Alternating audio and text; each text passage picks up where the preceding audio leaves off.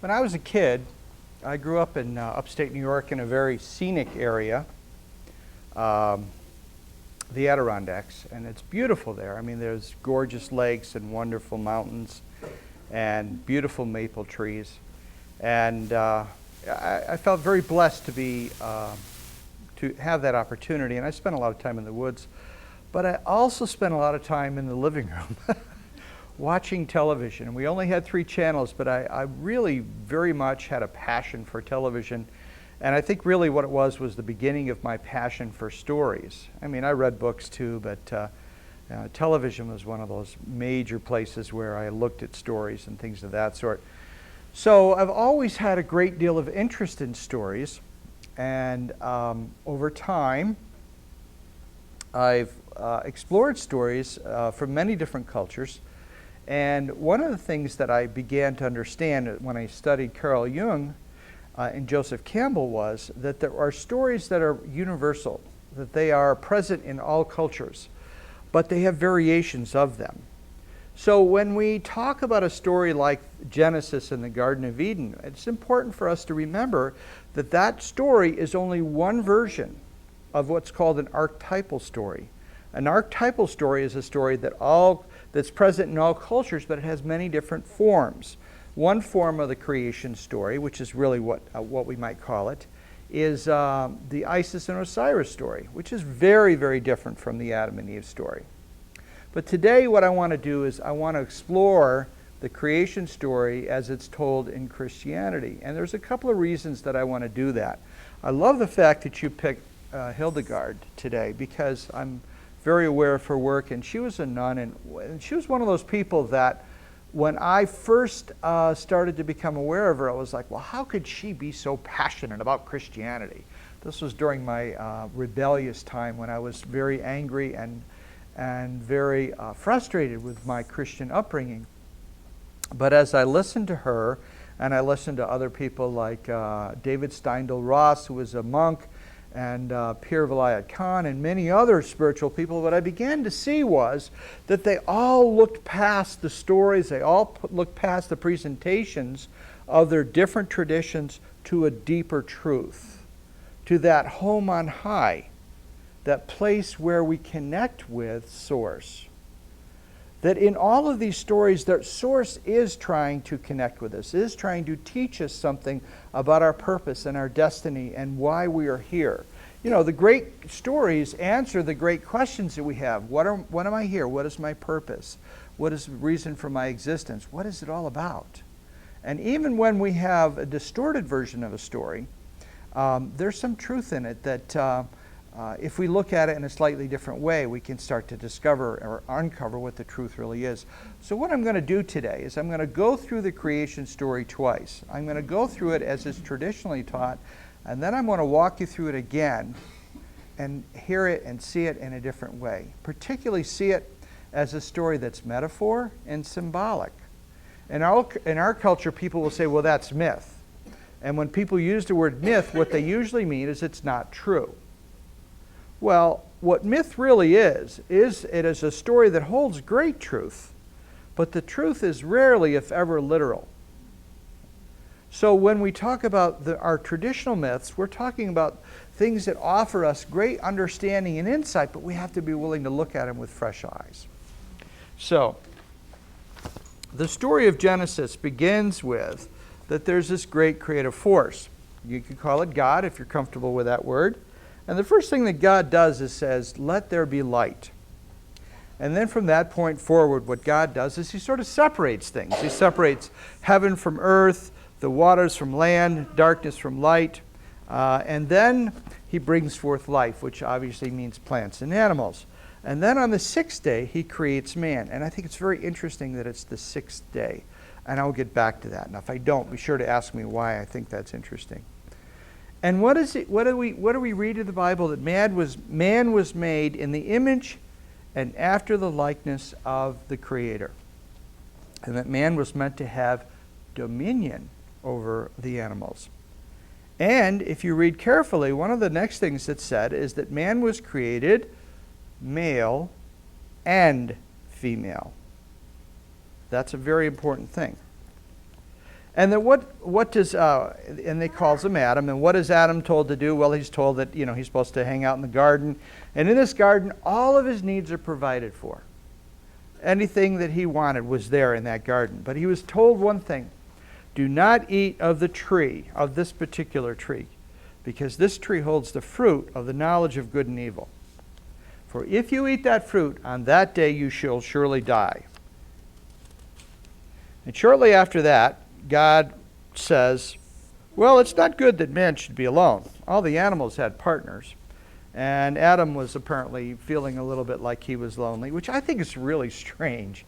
I'll get back to why I think that's strange. How do you feel lonely when you're hanging out with the Creator? That's bizarre. But anyway, he makes Eve. And after he makes Eve, then a serpent appears. And the serpent raises the question, hey, why not eat the fruit? Maybe if you eat that fruit, your eyes will be opened. And I promise you that you will not die. You shall be as gods, knowing good and evil. This is a tree that is designed to make you wise. And so Eve says, that sounds pretty cool. So what she does is she goes to Adam, and they both eat of the fruit, and their eyes were opened. And the first thing they noticed that they were naked. Okay? And they hid. They hid their nakedness, but they also tried to hide from the great Creator being. And the great Creator being comes into the garden and says, hey, where are you? That's another one of those interesting moments. Like, how does the all-powerful God not know where they are? Right? But that's what the story tells us. And they go, well, yeah, we're over here. You seem a little different. What's going on? He said, well, that serpent, that devil beguiled us and says that we should eat that fruit. And of course, the big boss is not happy about this because they've been disobedient. And so what does he do? He curses the serpent to eat dust. And God says to them, he says, from this day forward, you'll bring forth children in great pain and sorrow. And Adam, you will labor all the days of your life upon the ground. Remember, the ground's cursed. And you will struggle with thistles and thorns, and that you will sweat all the days of your life until you return to the earth. And he says, behold, the man has become as one of us by eating of that fruit. Now, lest he put forth his hand and eat of the tree of life and live forever, we're going to put an angel guarding the way into the garden with a flaming sword so that that tree may not be accessed. So when you read that story, or when you're taught that story in our traditional culture, what are some of the things that the story is saying to us? Yes, exactly. That's exactly right. Oops.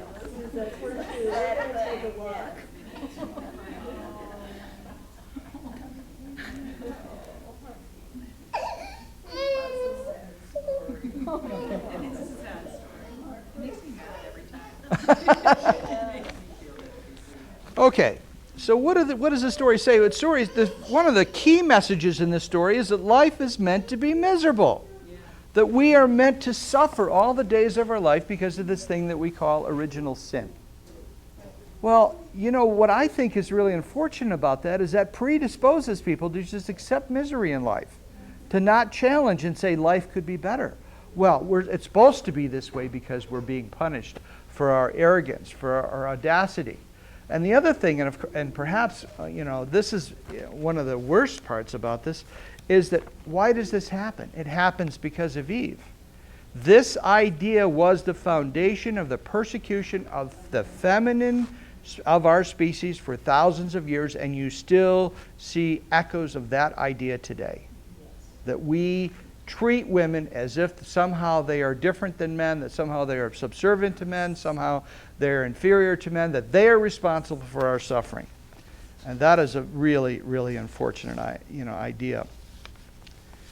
So let's go back through this story and let's look at it in a different way and see if maybe we can find that in the story of creation there actually is something of value for us.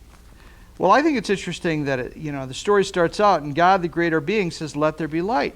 What does science tell us about the way the universe came into existence? The first thing that happens is the Big Bang, and what they say was the Big Bang was an explosion of light. So I think it's really fascinating that when you read this story, what you realize is even though these people were really ignorant and not as anywhere near as knowledgeable as we are, they somehow got that information, which to me says that Spirit was conveying the information, even if it was distorted. How did it get so distorted?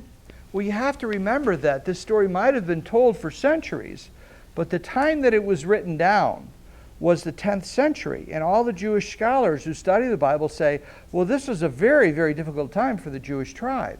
They were surrounded by enemies on all sides who basically wanted to annihilate them, to push them off the face of the earth, to practice genocide, to get rid of them. So in order for them to survive, they had to become very polarized in their sexes. The men had to become extremely warrior-like. They had to suppress their emotions. They had to suppress their compassion. And so what do? They said, well, the females of the tribe, you carry this for us. But one of the things that happens when we suppress part of our nature, and we learned this from Carl Jung, if we think something is unacceptable, and of course if they're in danger of being brought to extinction, then sensitivity is something they're going to see as we can't afford to be sensitive. So they repress that, and whatever we repress, Carl Jung teaches us, gets projected out into the world as shadow. Now what a shadow is, something we disown, but it's also something we distort. We always distort what we disown into something toxic, into something that we have contempt for. So it follows that that's part of where the prejudice came against women. That they did this. They suppressed their sensitivity, and they said, well, you're responsible for the why we got kicked out of the Garden of Eden, and you're responsible for all the suffering of life. So of course they treat women with contempt, and like I said, we still see evidence of that today. But going back and going through the story and looking at it in a different way. So the first thing is that there's that moment of creation where there's the light. And then there's a process of separating. That also follows somewhat, because what we know as we study the history of the universe is that the universe went about, took a great deal of time, separating into stars or condensing into stars, and the stars were the cauldrons in which all of the different elements were formulated, and that all the planets and everything, we know that there was a great deal of a process of separating that went on until it became possible very late in our history, by the way. Anybody seen that Cosmos thing where they say, okay, if you looked at the entire history of the universe as a 1 year, how long before life actually appears? It's something like the 25th day or something. It's like really late in the calendar, the 25th day of December, before life actually shows up. So although we think that life has been around for a long time, in terms of the actual history of the universe, it's a relatively short thing. And then, life is brought forth, and on the sixth day, he creates man. And it says, and this is very interesting, made in our image and after our likeness. Now, likeness, we may have a tendency to look at that word and think, well, it means we look like God. But we could look at that word in a different way. And I think we should look at that word in a different way. To say that we are like God is to say that we have the same capacities. We have the same abilities. Not that we are God, not that superinflation, egotism, ego wants to say, I'm God. And we know the ego often thinks it is God, but that's usually pride before the fall. But we are like Spirit in our nature. And what is the nature of Spirit? The nature of Spirit is to be creative. Spirit brings forth this amazing thing we call the universe. That is the essence of Spirit. And in that sense, we are like Spirit. And it says that we are meant to have dominion. Now that's a very important word. Dominion does not mean domination. Dominion means to rule. But to rule, one has to really know the nature of. There was something you did in the dances about honoring the creatures, honoring life, which I thought was great, because when you look at this as dominion, what we're really saying is we honor all the forms of creation. We honor all the beings. We honor the animals and the plants. And we want to have a relationship with them that's harmonious. Not a relationship of domination, but a relationship of respect. And we read in the Bible that Adam was initially made as male and female. Now, if you get past the whole thing about biological gender, it is easy to see that we were made both male and female, that we are both male and female. All you have to do is think about the fact that at times you are assertive, like right now I'm being assertive with my ideas, I'm being assertive with my voice, and you all out there, regardless of your gender, are being receptive.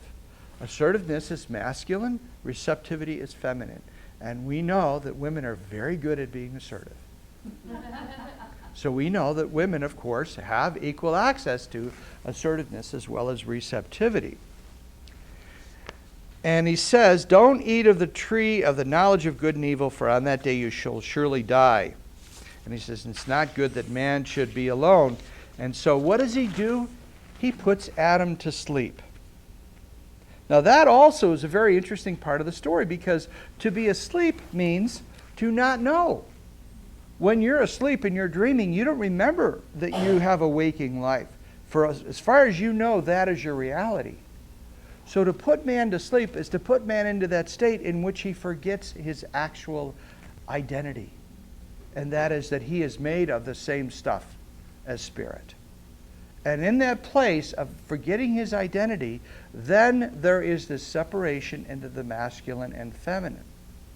So it is, remember that he was initially whole. So rather than think of that as two different beings, think of it as that one being separated into its masculine and feminine component. And that Eve, in her receptivity, represents the moment of awakening of mankind's receptivity to the world in which he lives. And what about that snake? Well, the snake says, well, maybe you should eat that fruit.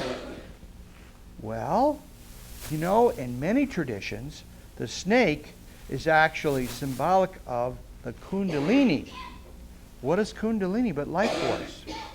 The Gnostics say that the way this story is told by the Christians is backwards.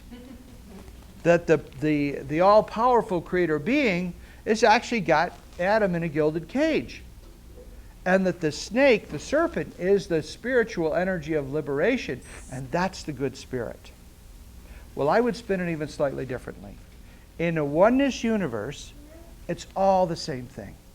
How does the great and all-powerful maker of the universe not know there's a snake in the garden? Of course it knows there's a snake in the garden. And who made the snake, if not him? Or her, or it, or however you want to say it. The great creative force makes everything. So why then do we talk about this as it's such a bad thing? Because it's a scapegoat. It's the serpent made us do it, or Eve made us do it, is just blaming it's like blaming something rather than accepting that this is our lot, that this is our destiny. Our destiny is to be conscious beings, to think about and to be aware of and to struggle and to grapple with the difficulties of life. Any great scientist or any great inventor or anybody who's ever made any contribution has done so because they grappled with the limits of our understanding. That is the labor. That's the thorns and the thistles and the sweat of the brow that all the days of our life, that has to happen. So the Creator makes the serpent as to help us liberate it, and we sort of make it into a scapegoat, but the reality is it really is a liberator. I'm going to have questions at the end, I promise you. Okay? I'll get there. I just want to finish with what I'm doing, and then I want to give you guys time to ask questions. So, Eve and Adam are really the same being. It's that birth of receptivity that make it possible to begin that creative process. Gurdjieff says that most people are asleep. Gurdjieff is my teacher's teacher, and what he means by most people being asleep is they're asleep to their reality, that they react to life from a mechanical or automatic place. That's blaming the scapegoat. That's blaming Eve. That's saying, well, we're meant to suffer, as opposed to being conscious and being awake to your destiny, that you are made of that same stuff, that you are the ability to create and govern thought. And through the way you think, you determine your reality. This is not something that you learn in myth. This is something that science has taught us. What quantum physics has said is that there is no physical universe, or it's very faintly physical, but really what it is an infinite field of probabilities that collapses down into manifestation. And what makes that happen? Consciousness. Your consciousness is what creates your reality. Your destiny, what this story is saying is, your destiny is to awaken, to not be mechanical, to recognize you have the power to create and govern thought. So that this myth actually is just another variation of that same story. And if you look at all the other creative myths, what you see is they all give us little pieces. Like that story about the 12 blind men and the elephant. Each one of those men has a piece of the truth, but they hold on to it for dear life, which is, I think, part of why the Christians sometimes are reluctant to look at different ideas. You asked me this, I think, at the last talk I did, and I thought a lot about this, and I think the reason they have such a stranglehold is because they know there's truth in the story. But the problem is they forget that their way of looking at the world of that 10th century is a very outdated way of looking at the world. And today we have the ability to redefine our realities by recognizing our ability to be creative beings and to create and govern our thought, and to do it in a different way. So I say to you, liberate yourself from seeing or thinking that in any way there's any such thing as original sin. The word sin is a crazy word anyway. It means to miss the mark. All right? Maybe at some point we could say that at the beginning of our existence we woke up to the fact that we were different than the animals. And what is it that makes us different is our ability to think, our ability to conceptualize and to formulate possibilities for the future, and to reflect on the past and to learn from our mistakes. But that has to be something we do consciously. It's not something that's going to happen automatically. So in a way, we have to accept this great work. We have to accept our destiny, that our great work is to do this transformational thing. And to not blame women, to not blame original sin, and then understand that simply was an explanation for why. And that's the other point that somebody raised last month. Why is there so much suffering in the world? The suffering in the world, all suffering comes out of our ignorance. The more we study and learn the laws and principles that govern the universe, the more we can live in harmony with them, and the more we can live in peace and move towards the one. So, as part of my research for the story, I pulled out the King James Version of the Bible, and I read through it. I don't recall anything like what you said. I'm not saying that it's not there, but it may be in a different version of the Bible. There are many different versions. One of the things we run into sometimes is people say, well, this is the Word of God, so don't question it. Well, perhaps it is. I mean, I'm not going to say perhaps. I think it is the Word of God. But words have different implications. We know that words, the Bible's been translated many times through many different languages, and words can have different implications in different languages. So we have to be aware of the fact that sometimes we bend and distort things, right? Is it true that I'm sort of looking at the story and bending it to my bias? Absolutely. I like my bias better because I think it's liberating. I think to actually see this and understand that Eve is just part of that whole being, and to not blame the feminine of the species, is a very important thing for us to consciously do. And you say, well, I don't believe that stuff. Unless we rethink it, it's still back in our memory banks. That it brings to light is this idea of, we talk about towards the one in our practices here at Spirit Keepers and at Dances Universal Peace. Well, nothing can be left out.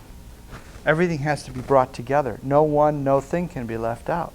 So that has to be part of our discipline. That's part of the value of being here and being in community, is we have that opportunity to sort of immerse ourselves in that soup of creation and to actually experience and be supported in this. I've always felt like I'm not a particularly good dancer, but I love to dance. And I feel supported by the dance leaders because of they hold that imagery of like, this is how you do it, and remind me of the pieces, and that helps me to move a little bit more towards the oneness. So, thank you. This is really interesting. You know, the Jewish culture, what's the symbol for the Jewish culture is the Star of David. Now, if you look at the Star of David, what it is two triangles. One pointed up and one pointed down, joined together. Well, a triangle, it starts with a baseline of two opposites. So we could say that the line at the base of a triangle is the line of duality or the line of opposition, good and evil, right and wrong, male and female, etc., etc., etc. So part of what man does is gets away from this polarized thinking by taking those two poles and understanding that they are intrinsically linked.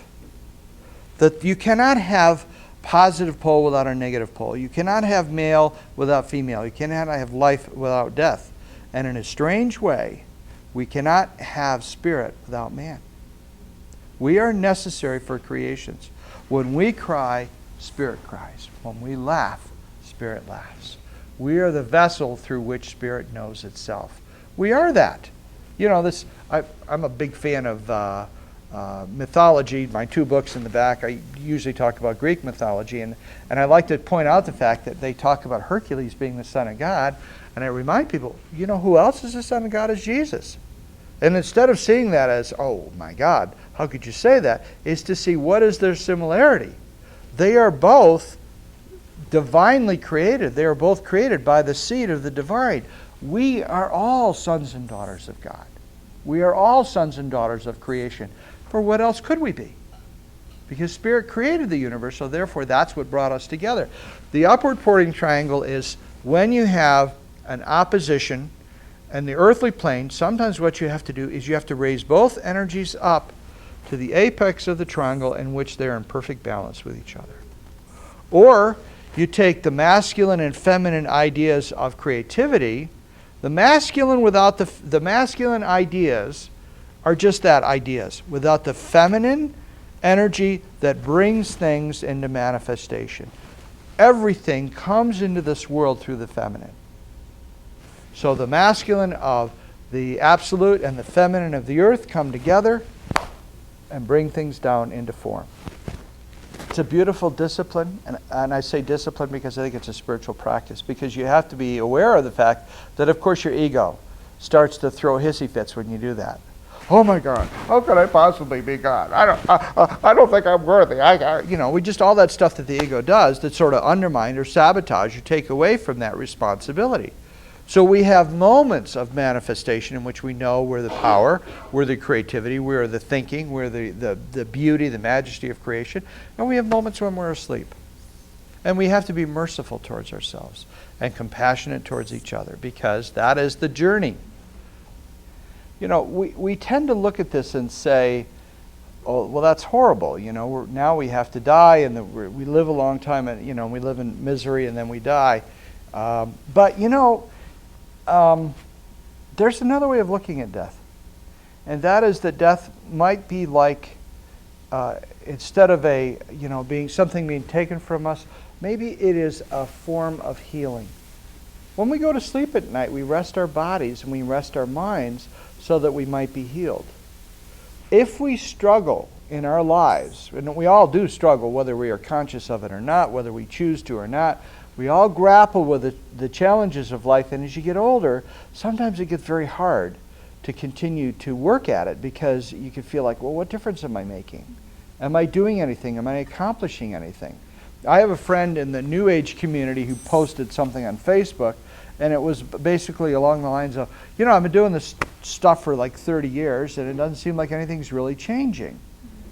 You know, when you get into that state of mind where you feel despair, and I've known some police officers, and we all know that one of the things that police officers often do is commit suicide, because they spend their whole life trying to get rid of crime.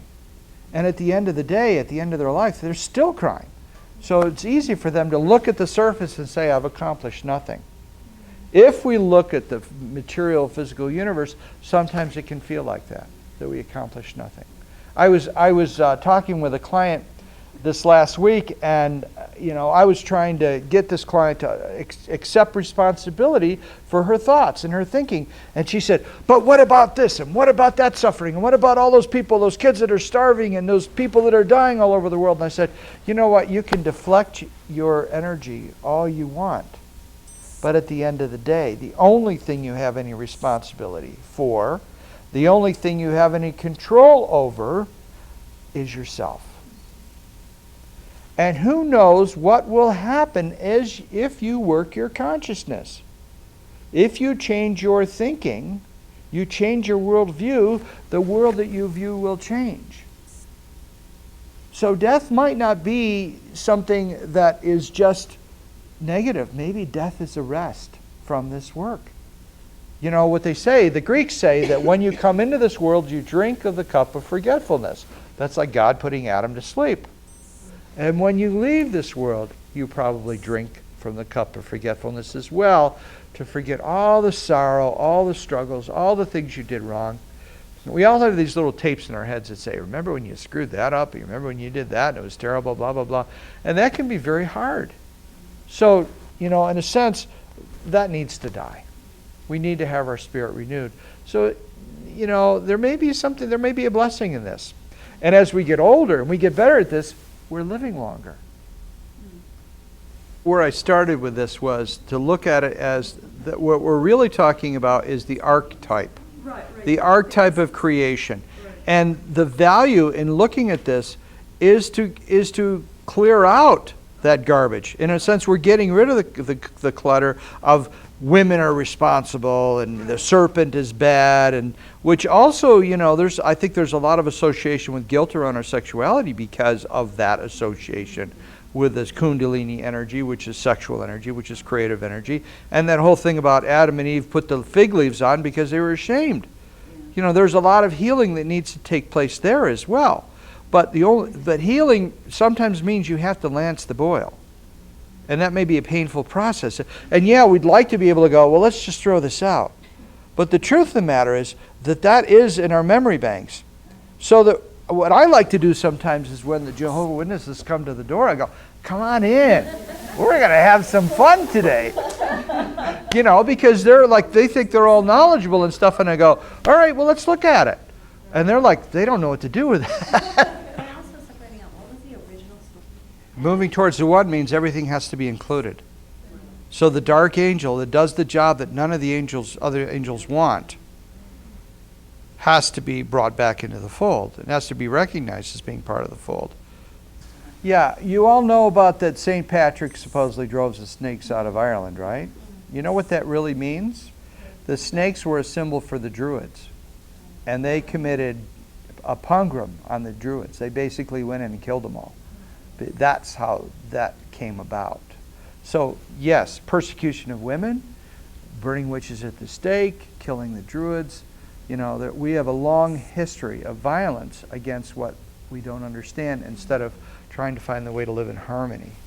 And I think it's only recently that that's begun to change. After World War II, a lot of people got together and said, we need to meditate on world peace and see if we can bring about a change. I think the world has changed because of that. We make a difference when we pray together. We make a difference when we dance together in prayer in this community, because this community is a celebration of all the different paths and all the different wisdoms. Instead of saying, my God's better than your God, we're saying, well, let me hear your perspective. And let me hear your perspective so that we can dance in bliss together. And let's not miss the point that very often that wisdom is there in the story. It's in the symbols. And in fact, just leave you with this last thought. A symbol, we got to understand the difference between a symbol and a sign. When we read these stories, they are full of symbols. Not literal, symbolic, right? A symbol will always have an emotional component to it. It will always grab our attention. We sense that there's something more. If we're driving down the street and we see a stop sign, the message is clear and direct and it's done.